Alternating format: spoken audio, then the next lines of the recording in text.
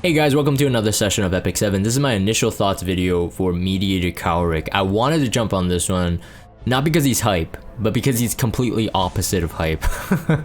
I think most of the community have seen this, and I think, you know, like a letter to Smilegate, if the community, in terms of like the majority, we're talking about like the top players, all the way to like the newbies, look at Mediator Kawerik and say that what the heck? What new thing does he bring? And even if it's not new, like, is he good? Most people are saying that he's not. If the whole community thinks that he doesn't look that good and he's just like, usable, then he's not that good. Now, am I saying that every single ML release has to be good? No.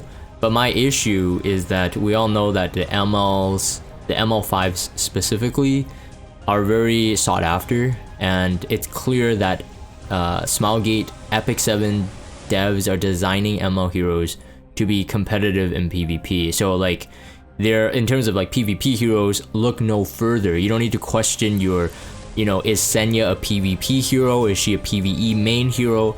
Like, ML5s right now have been going down the line, especially with their dev buffs, to be PvP focused, like very heavily PvP focused. And Mediator Kawerik, although on paper it works, it's just that I feel like right now there's so many heroes outshining him, including Maid Chloe, who is getting a buff at the time of me recording this video. We're literally in maintenance right now, and she's gonna get a buff. And so like, does he compete at that level? I'd say no. I'd say that he doesn't really have a role. It's like, unless you're a new player and you got him and you have no Kitty Clarissa, you have no Maid Chloe, you have no other sort of like support aggro, I would call it support aggro cleanser, I would put him in that category, then he's not gonna do much for you, at least right now. So this kind of leads me to another topic, and I'm gonna say this in the video. I may repeat this, like I may start repeating this as like a Jagan thing. I really think that Epic 7 should invest in playtesters. I'm talking about a pool of players. They could be like, you know, multi-ranked in World Arena, maybe mixed content creators. You know, obviously this feels like I'm plugging myself here, but I'm not. Like, they could take like the Epic 7 World Championship, like the top 8, or, you know, all 64 even. Give them ability to access heroes early. Like, if you're not gonna hire playtesters, give them access early. Now, why do I think that they need playtesters? Is because how they are releasing the heroes with the kits are like, you know, not that good, and then they're gonna plan to buff them in the future anyway. And I know that is part of like an ongoing process, and even if they had playtesters play it up front, then, you know, it doesn't mean that they're not gonna get buffed in the future, right? But I think, you know, I sympathize with it, but I also do recommend this. It's just that, like, I sympathize it with because it's a gacha game. So these kind of games are like, you know, not your yearly like Assassin's Creed or your, you know, Call of Duties or whatever. Like, they're not like a yearly like refresh with some new stuff. This is like a live game going forward, like all gacha games are. And there are gacha games that take it to like the extreme. Like, they release a hero, it's like just becomes more and more overpowered. Like, that's one incentive to keep people from, you know, summoning their heroes or whatever you call them. Obviously, Epic 7 wants to take the more elegant tact, and I'm good with that. I want that. I don't want like power creeping meta heroes every single release. But the issue is, like, if you're listening to me and you're thinking that I'm overly critical, listen to me. Like, logically speaking, these heroes are going to get buffed if they're underused, right? So, like, would it not be better to release a hero that is usable to the place of their first buff? I'm just saying, like, you know, like Ambitious Taiwan, although I would say he's borderline broken, he was released pretty bad. Even when he was released, I made a video on him, my initial thoughts on him, and I'm like, yeah, he's super confusing. And then when he got the buff, I'm like, dang, he's super good. Briar Witch Assyria as well, I'm like, yeah, she's really confusing because, like, basically she's only there to deal with Remnant Violet and not even all the time. And then now she's super good just because she can debuff an entire DPS team. She can keep buffers from buffing unless they can cleanse, etc, etc. So, like, why not invest your time and energy into people who are willing to playtest for you. Now, of course, I understand the ramifications for that. Like they have to be NDA signed, and then like, you know, people really have to shut their mouth, like no leaks or whatsoever. So there's a risk on Epic 7 side. But in terms of like just releasing a hero, which we know the ML5s are their, like, in a way, their biggest money makers, that and probably limited heroes. But the ML5s are really focused on PvP, more so than limited heroes, because Luna has not really seen a buff, and she's mainly Expo slave now.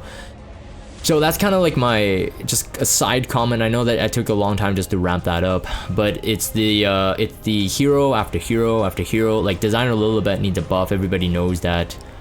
She was good to take out the Cerise F10 kind of defense team in Guild War, and then very limited use in RTA because she doesn't really work with like a single debuffer. She needs multiple debuffs to really profit. Otherwise she wastes her turn, and her second turn CR boost doesn't give her another turn.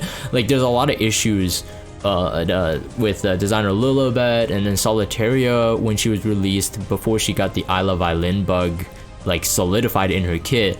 She was also kind of confusing, but now like Solitaria is like okay, she's good, and she has her plays, right? Mediator Kawerik, I have no doubt, if you pull him, you build him, you test him, he can work. Like he can work on paper. There's nothing to say that he can't work at all. The issue is like, does he bring anything new to the table? So anyways, I already compared a couple of the heroes that I'm already thinking about, like, you know, DJB, Maid Chloe.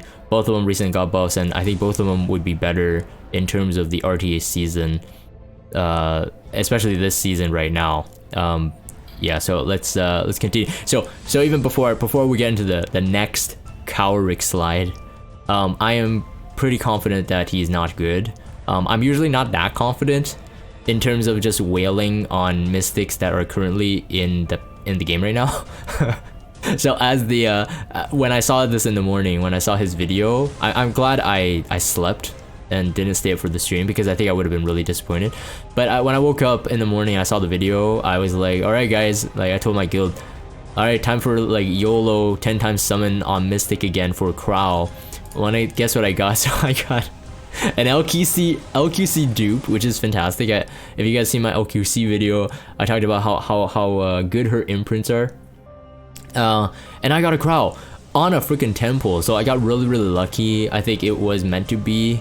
I am planning to skip Kawerik, but like I said, like the main like underlying issue for me is releasing a hero that is like whatever, and so most people will skip. Like if they can't skip, they'll skip, like they're free to play or they're limited resources. Obviously those who have enough resources like mystics, they'll be like, yeah, I'm gonna pull because I have enough to pity, you know, ML Charles or whoever the next OP Moonlight is, or whoever the next return hero that they're missing is, you know. So, you know, to each their own in terms of like the summoning. I'm not saying like go YOLO on this, but I wanted Crow because Blue Crow is very solid right now. And well, actually let me rephrase that. Blue Crow has always been solid from his release all the way till now, and he's never required an EE, he never required a dev buff, and he just works. He's just a fantastic hero. And then Last Rider Crow, of course, I own, and his imprints are really nice as well. Yeah, it's a big dilemma for me, like which one I want to imprint first. I think I get to a certain point, I'm gonna start imprinting Blue Crow maybe, because MLs right now still hold more value in terms of that's just the pure rarity of them. Anyway, so that's the Jag and Flex story. Let's talk about Mediator Kawerik. So he's a warrior, Dark Elemental, Capricorn. If you're familiar with Ken, we haven't seen a Capricorn warrior in a long time, at least one that's really notable. I think Shu is too. Oh, she might be Cancer. Anyways, Ken's star sign. So we have 966 attack, so it's relatively low. He's a bruiser. In terms of like the star sign is meant to be like HP scaling. 7,323, very high, higher than a lot of knights. Actually most knights. Speed is at 102, defense at 657, very solid for a warrior, and 15 crit rate, 150 crit damage. So I don't really see that, like, you know, his damage mods, I don't even need to look at them. I don't think his kit will be good enough for me to like say that he's good even though his damage mods are good. I'm not even waiting for the data mine for this video. So I mean, if you want to leave the data mine in the or the data mods in the comments below, feel free to do it. Whoever does it first, I'll just pin it as a comment. I personally don't think that people really care about it. His self-imprint concentration is 27 effect resistance. After I saw A Robbie, because A Robbie was like a pretty new ML5, and then they released the imprint concentration system, and then she got a effect resist. It was kind of confusing, right? So like from A Robbie onwards though, most of the heroes, their imprint concentration actually really self-serve themselves. I mean, A Robbie, technically people saw the effect resistance, and ML can as well, and then they build them towards effect resist, and I think that's okay, that's fine. But in terms of Mediator Kawerik's role, his effect resistance, like when I saw it, I'm just like, okay, he must be some kind of cleanser. He must be some kind of hero that would require high resist. So basically the design moving forward from when the imprint concentration system was actually released in the game, which is now, I think, over a year now, they've designed the imprint concentrations to actually be effective for the hero's kit. So in terms of ML Ken and Apocalypse Robbie, for their kit, for their actual kit, it doesn't really help them that much, and then but people do take advantage of it if they have it. So hopefully you know what I'm talking about here. But anyways, I saw the imprint concentration, I'm like, yeah, okay, so he's gonna be a cleanser, whoop-de-doo. So basically release one debuffer, that's pretty good, and then you release a cleanser for it, and it's kind of like a back and forth cycle. I'm waiting. I think ML Charles will be the next thing that pops off. I'm really hoping so, because Green Charles was good right from the get-go, and then ML Charles has that potential. It seems that they really don't like Kawerik. Fire Kawerik I was very hyped for, because I thought he was the answer to Basar.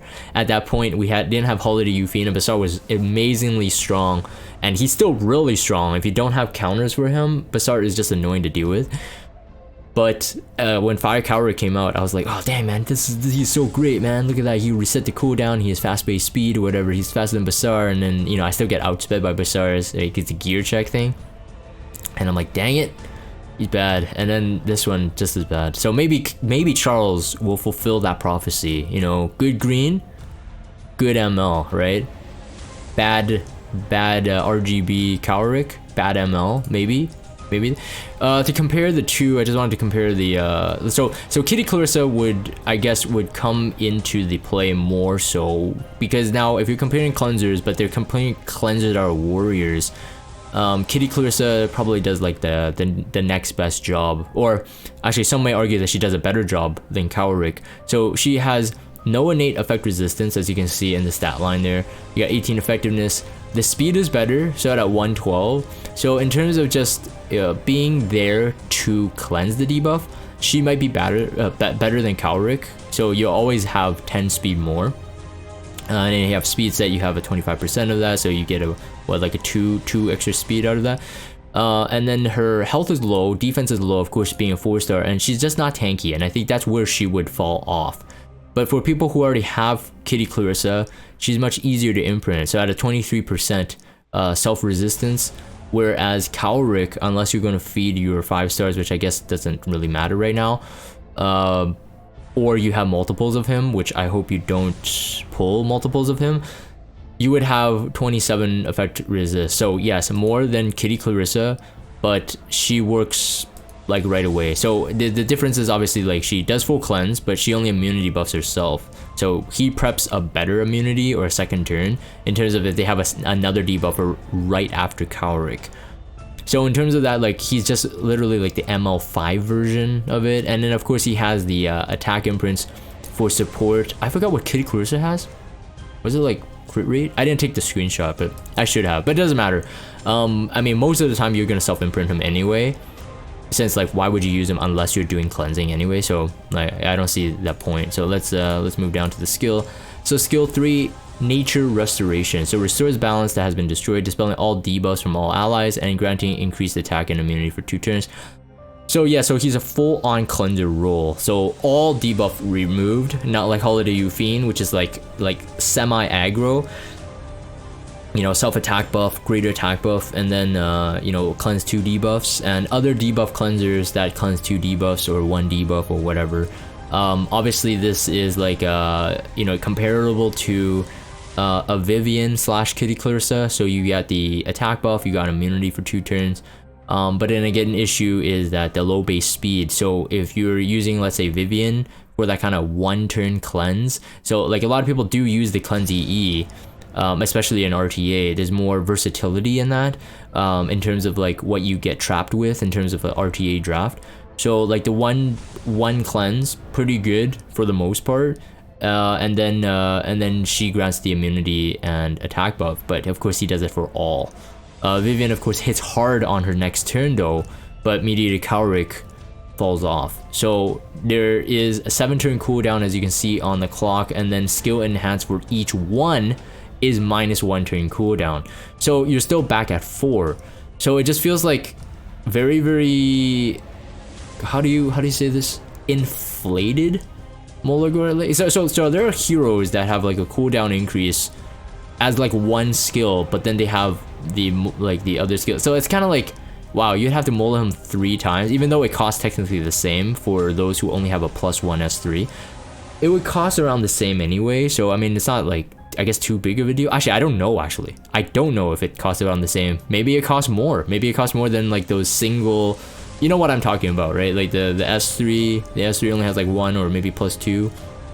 But like it feels kind of like inflated for no reason. So it gets to a 4-turn cooldown, which is pretty good. But because Kitty Clarissa grants an extra turn, her cooldown cycle is better than Mediator Kawerik.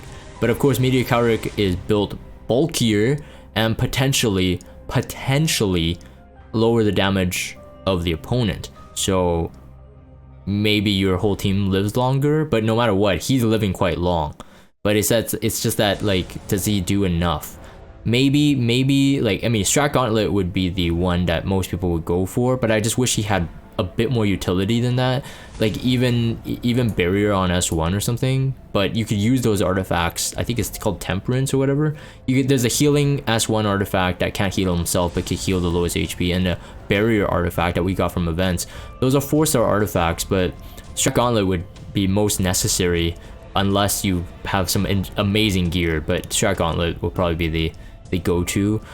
Skill 2 is Balance of Power. Attacks the enemy with the Mediator's power, decreasing attack for 2 turns and granting a barrier to all allies for 2 turns. Damage dealt is proportional to the caster's max health, and then barrier strength proportional to the allies' max health. Now, Kawerik, the fire version, his S2 hits really hard. I'm gonna have to say that the only saving grace for this is, other than the full cleanse immunity and attack buff, but like I said, a lot of people can share similar rules, his S2's gotta hit hard too. Cause it's single target, it's an HP scaling. Hopefully they like build it high, but then at the same time, look, if you're gonna put a lot of stats into the speed, maybe the bulk, and then effect resistance, are you gonna have enough for the damage? And my suspicion is no. The barrier is also proportional to the caster's max health. I mean, barrier, we know that barrier is coming in very strong right now in the game. Heroes that can have barrier, Rise of Monarch, Fallen Cecilia, Last Rider Crow, like I said, the S1 artifact, the one that gives barrier to the lowest HP. Anyone that can like spot a barrier right now and is pretty bulky but has really good team-wide utility is very hot right now. DN is a big one too. So I mean, he gets a 20% extra barrier. And then the damage is a 30% raw damage increase. This is +6, but again, to inflate it, because I think it's just that S3 skill is just way too weird, I guess. Like I don't know if this is gonna be that good. A single target skill, like how much of that HP scaling, in my opinion, it won't be any higher than any of our HP bruisers that we have. It would just be somewhere there. So, but I'm saying that it would have to be like even incredible power for the S2 in order for this skill to even be good. But 3-turn cycle, so 3-turn cycle. And then S1 dashes toward an enemy to attack, increase the combat range of the ally except for the caster with the highest combat range by up to 15%. You see 10% there. There's another 5% from the Mola. Every +4 damage out increases proportional to the caster's max health. So in terms of like, if you're gonna build him damage, an issue is that he's a single target. Now, a single target that is trying to be a cleanser, and the single target portion it really hurts him, because single target warriors are already really suffering, except like LQC, like someone that can do massive amounts of damage, and also LQC can technically do AoE damage. But this is why like the shoes, like, you know, those type of heroes like Fire Ken, like Luna, like they're not like high pick rates in RTA. Being single target warriors like that, like Ravi is struggling there too. That's why Fire Ravi is the choice, because Fire Ravi can eventually do AoE. So I mean, to kill Spec Tenny or anyone in stealth, or knock anyone out of stealth, it's pretty important. And I don't like his S1. It's just super weird. They introduced debuffers that can push randomly, like Edda. We have Ice Roman, we have Broman, although I'm not saying like those are meta picks, but in terms of just like, you can manipulate CR in terms of pushback quite easily now. And so like the opponent, if they push back any one of your opponent, like Mediator Kawerik, he's going to be on his cooldown for his S2 or S3, right? So if he uses those two, if he does use those two, and let's say both of them are on cooldown, then he'll always have the S1, and then it always pushes the one with the highest combat readiness. But what if it's something that you don't want? Like, arguably you can say that, well, all combat readiness is good combat readiness, but there's a way people speed tune things, and depending on the fight, it may not actually be better. It may actually be worse. So then I feel like Mediator Kawerik then is one of those heroes that, like, okay, if you don't want to use the barrier, you don't have to, but then you're gonna CR boost someone that you may not want to CR boost. You have no control over it. Maid Chloe has a similar skill right now, although hers relies on the heroes being stunned, but she can do an AoE CR boost for your team. So AoE CR boost is different from a single target CR boost, which is based on the highest combat readiness. It's really different, because the speed tuning that you have with your heroes is more likely to be exactly how you would expect them to be, right? So even if they got pushed back, like if all the heroes get a turn, that's great, but he's wasting that 1S1 skill to push one up by 15%. And it has to be the one with that current at that time, the combat readiness. So in terms of like where Mediator Kawerik is right now, this is kind of like part of his S3 animation. You know what? Like, I wasn't super hyped for him when I saw him in the preview video. Not this one, I'm talking about the Epic 7 update one. I wasn't super excited. I saw the MO Charles, I saw Straze, like those two were really good, and Kawerik was like put in the middle, and I'm like, meh. Like, it's like, it's okay, but you know, not really excited about it, and his kit is not exciting as well. I don't think I've ever had such a negative review. Like, there's always ones where I'm just like trying to think about ways to make them good. Like, it's just in terms of like, you know, when the designer Lilibla came out, I'm like, yeah, maybe she's amazing as a defense scaling bruiser, right? Maybe her mods are really good. I kind of lost hope with this one. I won't lie, I kind of lost hope with this one. But yeah, so I mean, look, like, to sum up, if all you hear is me saying that he's complete trash, it's not that he's complete trash. It's because that there are other heroes that seem to be better for second turn, third turn than him, and they could do similar roles to him, and I would say that they're less expensive versions of him. So in terms of like all the combinations of what he has, immunity with attack buff, and then barrier with attack down, but it's only single target, like, do you really need that, right? Like, it's the combination of it all, and then the S1 to do a CR boost. I would call this random CR boost, because you really don't know what's gonna happen in terms of how the enemies are pushing you back, how the enemies are, you know, either restricting you, you know, if you have a General Purgus and Cerise restricts a couple and doesn't restrict all of them, you know, like the whole CR order goes all wonky, right? So like the question is, like, with all three things combined, and that he's a warrior class, so the artifacts are a bit limited in my opinion for his support role. Like, are you gonna need that, like the combination? And my answer right now, from like my just like the broad understanding of what's important right now, who are like kind of like the meta picks, the meta heroes, I would say no. That's my honest opinion. I would say no. I think the S1 needs to be reworked in terms of like just like the system. He's about Ambitious Taiwan level when Ambitious Taiwan was released to me.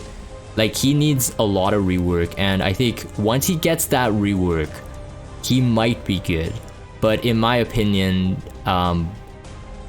I don't know. They have to. I don't know how to fix it, actually. I don't know. But anyways, so that's it. That's my ML Kawerik video. But if you guys heard, again, if the devs get wind of this, really try, I think, getting playtesters, whether hired professional playtesters or get the top players in our community to playtest, like varying style players to playtest heroes, get them into RTA mocks, and then like really document it that way, instead of releasing a hero that is bad but then you're gonna buff later. In my opinion, that just looks really bad for the game, in terms of just the image that you have of them, right? Like right now everybody knows Epic 7 is the one that will buff their heroes, which is fantastic when the heroes are good on release but then lose their purpose or lose their effectiveness over time as new heroes are released.